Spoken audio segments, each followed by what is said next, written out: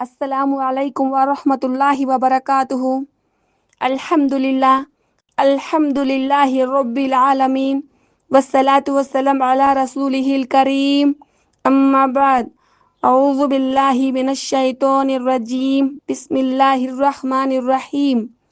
Ya ayyuhalladhina amanu ittaqullaha haqqa tuqatihi wa la tamutunna illa wa antum muslimun.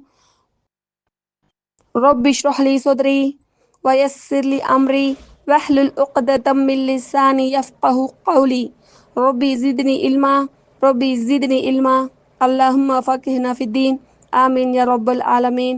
Today class friends, Allah అనుగ్రహించి సమాధి శిక్షలు మరియు సమాధి అనుగ్రహాల గురించి టుడే క్లాస్లో మనం తెలుసుకోబోతున్నాం ఇన్షా అల్లాహ్. దయచేసి ఫ్రెండ్స్, అల్లా యొక్క సందేశాన్ని చేరవేయడం నా తపన. మీరు వినటేనే ఆ యొక్క పనికి కొంచెం సఫలీకృతం అనేది ఉంటుంది.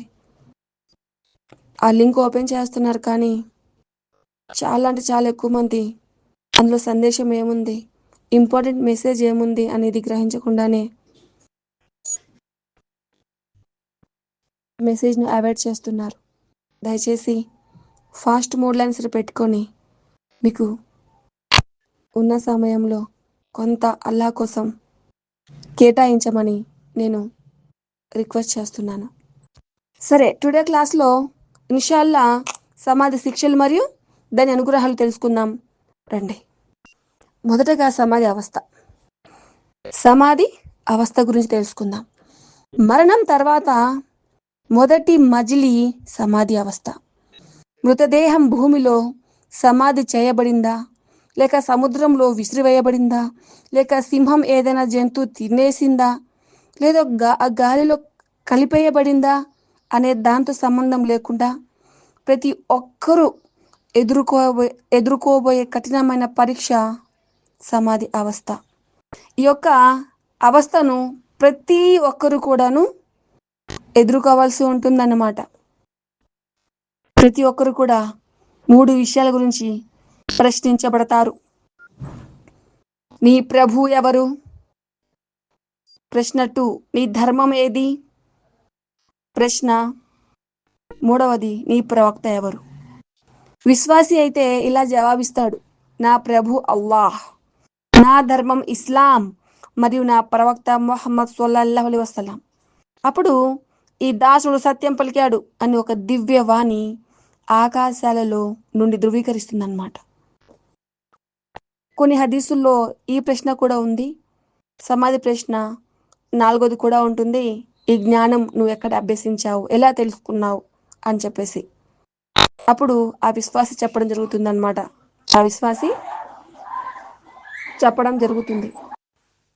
ఇలా చెప్తాడు, దివ్య గ్రంథమైన అల్లాహ్ యొక్క గ్రంథమైన ఖురాన్ నుండి తెలుసుకున్నాను అని చెప్పేసి. అయితే విశ్వాసి జవాబు ఇచ్చిన తర్వాత అతని కంటి చూపు పరిధి వరకు అతని సమాధి విశాలం అవుతుంది. స్వర్గ అలంకరణలు అమర్చబడతాయి. స్వర్గంలోనికి ఒక ద్వారం తెరవబడి సువాసనలు మరియు శుభాలు స్వర్గం నుండి అక్కడికి వస్తూ ఉంటాయి. ఈ స్థితి నిస్సందేహంగా అతని ప్రాపంచిక స్థితి కంటే కూడా ఎంతో సంపూర్ణమైనది. అతని ప్రభు గురించి, ధర్మం గురించి మరియు ప్రవక్త గురించి ప్రశ్నించబడినప్పుడు అవిశ్వాసి మరియు కపట విశ్వాసి ఇలా జవాబిస్తాడనమాట, ఓహ్ నాకు తెలీదే,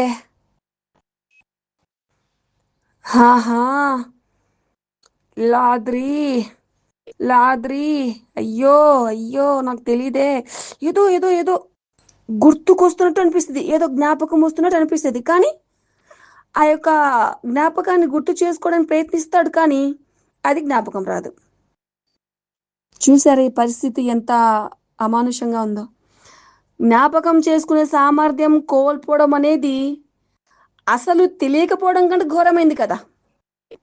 అతను తెలుసు కానీ గుర్తు రావట్లేదు. అది ఇంకా బాధను కలిగిస్తుంది అన్నమాట. ఒకవేళ మీకు ఎవరైనా ఏదైనా అడిగితే అది నిజంగా మీకు తెలియని విషయం అయితే మీరు తెలియక నాకు తెలియదని జవాబిస్తారు. దాంట్లో ఎటువంటి సందేహించవలసిన అవసరం లేదు. అలాగే ఎలాంటి దుఃఖం కలగదు. కానీ ఒకవేళ మిమ్మల్ని ఎవరైనా ఏదైనా విషయం గురించి అడిగితే అది మీకు తెలిసిన విషయం అయినా కూడా గుర్తుకు తెచ్చుకోలేకపోతే బాధ కలుగుతుంది. అందుకని అవిశ్వాసం అంటాడనమాట. హాహా ఓ ఓ యల్లా యల్లా అసలు అయ్యయ్యో నాకు గుర్తు రావట్లేదా అని చెప్పేసి వాపోతూ ఉంటాడనమాట. మరలా అంటాడు, ప్రజలు ఏదో అనడం విన్నాను మరియు నేను కూడా అలాగే అన్నాను. ఏమంటాడు మళ్ళీ? ప్రజలు ఏదో అనడం విన్నాను మరియు నేను కూడా అలాగే అన్నాను అని చెప్పేసి అతను అడగడం జరుగుతుందన్నమాట. అప్పుడు ఒక పెద్ద ఇనుప స్తుతితో అవిశ్వాసి బాధపడగా అతడు పెద్దగా అరిచే అరుపు జిన్నాతులు మరియు మానవులు తప్ప ప్రతీది వింటుందన్నమాట. ఎందుకంటే పెద్ద ఆ యొక్క స్తుతితో గదలతో అతనిని సమాధిలో శిక్షించడం జరుగుతుందన్నమాట.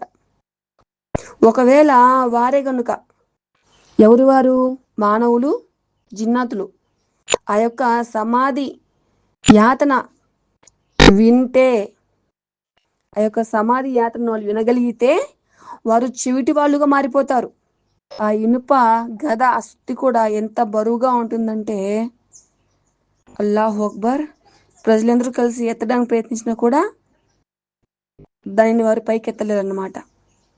కాబట్టి సమాధి అవస్థ అనేది ఉంది అని విశ్వసించాలి ఖచ్చితంగా. ఎందుకంటే ఈ సమాధి శిక్ష ఉంది అనే ప్రక్రియను విశ్వసించడం అనేది అంతిమ దినంపై ఉన్న విశ్వాసంలో ఒక భాగం అన్నమాట. ఇప్పుడు సమాధి శిక్షలు మరియు దాని అనుగ్రహాలు ఏంటో తెలుసుకుందాం ఇన్షాల్లా. సమాధి శిక్ష మరియు దాని అనుగ్రహాలు అంతిమ దినంపై విశ్వాసంలో కలిసి ఉన్నాయన్నమాట.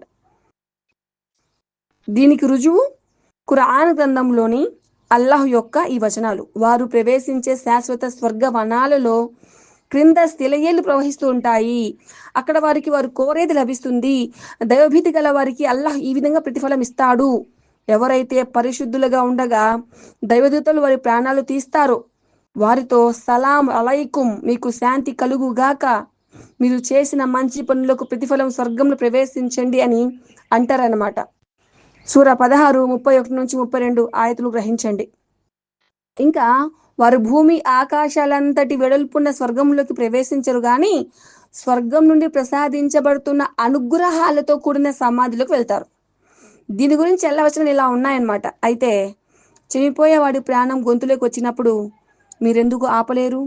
మరియు అప్పుడు మీరు ఏమీ చేయలేక చూస్తూ ఉండిపోతారు. మరియు అప్పుడు మేము అతనికి మీకంటే చాలా దగ్గరలో ఉంటాము కానీ మీరు చూడలేకపోతారు. ఒకవేళ మీరు ఎవరి అదుపు ఆజ్ఞ ఆధీనంలో లేరనుకుంటున్నారో మీరు సత్యవంతులు అయితే ఆ ప్రాణాన్ని ఎందుకు తిరిగి రప్పించుకోలేరు? కానీ అతడు సాన్నిధ్యాన్ని పొందినవాడైతే అతని కొరకు సుఖ సంతోషాలు మరియు తృప్తి మరియు పరమ ఆనందకరమైన స్వర్గమనం కూడా ఉంటాయి. సూర 56 83 నుంచి 89 ఆయతులను గ్రహించండి. ఇది ప్రాణం గొంతులోనికి చేరుకుంటున్నప్పుడు జరిగే సంఘటన. ఈ వచనం అతనికి ఆత్మ బయటికి రాకముందే అనుగ్రహాల శుభవార్త మానవుడికి ఇచ్చే బదులు సమాధి అనుగ్రహాన్ని పేర్కొంటుందన్నమాట. అతని ఆత్మలో ఇలా చెప్పడం జరుగుతుందన్నమాట. అతని యొక్క ఆత్మతో, బయటికి రా ఓ ప్రశాంతమైన ఆత్మ, బయటికి రా, నీ ప్రభు క్షమాపణ కొరకు మరియు ప్రసన్నత కొరకు బయటికి రా. అప్పుడు ఆత్మ సంతృప్తి చెందుతుంది మరియు వేగంగా బయటికి వచ్చేస్తుంది అన్నమాట. అలాగే సమాధి శిక్ష కూడా ఖురాన్ వచనాల మరియు సున్నతుల నుండి రుజువు చేయబడింది. ఫిరౌను ప్రజల గురించి అల్లాహ్ వచనాలు ఇలా ఉన్నాయన్నమాట. ఇదిగో అగ్ని, ప్రతి ఉదయం మరియు సాయంత్రం వారు దాని ముందుకు రప్పించబడుతూ ఉంటారు. ఇది అంతిమ గడియ స్థాపించబడక మునిపే సంభవిస్తుంది అని చెప్పేసి ఉందన్నమాట. అంటే ఇదే వచనంలో అల్లాహ్ ఇంకా ఇలా పలుకుతున్నారు. మరి ప్రళయం సంభవించిన నాడు ఫిరౌను జనులను దుర్భరమైన శిక్షలో పడవేయండి అని ప్రకటించబడుతుంది. సూర 40 ఆయత్ 46. ఇంకా ఖురాన్లోని 6వ అధ్యాయంలో అల్లాహ్ ప్రకటన ఇలా ఉంది. ఈ దుర్మార్గులు మరణయాత్రలో ఉన్నప్పుడు దైవదూతలు తమ చేతులు చాచి, సరే ఇక మీ ప్రాణాలు బయటికి తీయండి, మీరు అల్లాహ్కు అబద్ధాలను ఆపాదించినందుకు, అల్లాహ్ ఆయుధుల పట్ల గర్వాతిశయంతో విర్రవీగినందుకు గాను ఈ రోజు మీకు పరాభవంతో కూడిన శిక్ష విధించబడుతుంది అని చెబుతుండగా ఆ దృశ్యాన్ని నీవు చూడగలిగితే ఎంత బాగుండు. 6వ సూర 93వ ఆయతును గ్రహించండి. దుర్మార్గుల ఆత్మలు వారి దేహంలో నుండి బయటికి రావడానికి వెనకాడుతూ ఉంటాయి. ఎందుకంటే శిక్ష పడబోతుందనే వార్త వాటికి తెలియచేయబడుతుంది. దాని నుండి మేము అల్లాహ్ శరణు అర్థిస్తున్నాము అని ఆత్మలు సంకోచిస్తూ ఉంటాయి. మరియు తమకు వాగ్దానం చేయబడిన కఠిన శిక్షను తప్పించుకోవడం కొరకు దేహం నుండి బయటికి రాకూడదని కోరుకుంటూ ఉంటాయన్నమాట. కాబట్టి నమాజ్లో మనం ఇలా అర్థించాలి. నరకాగ్ని యాత్ర నుండి మరియు సమాధి యాత్ర నుండి మేము అల్లాహ్ శరణు వేడుకుంటున్నాము అని చెప్పేసి మనము అంతిమ తషహుదులో దువా చేసుకోవాలి. కాబట్టి అల్లాహ్ సుబ్హానహు తఆలా మనందరినీ సమాధి శిక్ష నుండి రక్షించి సమాధిని జన్నత్ తోటలోని ఒక తోటగా మార్చుగాక. ఆమీన్ యా రబ్బల్ ఆలమీన్. ఇన్షాల్లా రేపు సరికొత్త క్లాస్తో అల్లాహ్ అనుగ్రహిస్తే మీ ముందుంటాను. అల్లాహ్ సుబ్హానహు తఆలా నా యొక్క చిన్న కృషిని స్వీకరించాలని మనస్ఫూర్తిగా దువా చేస్తున్నాను. ఈ యొక్క చిన్న కృషి సఫలీకృతం కావాలని, అందరికీ కూడా లాభదాయకం కావాలని కూడా నేను దువా చేస్తున్నాను.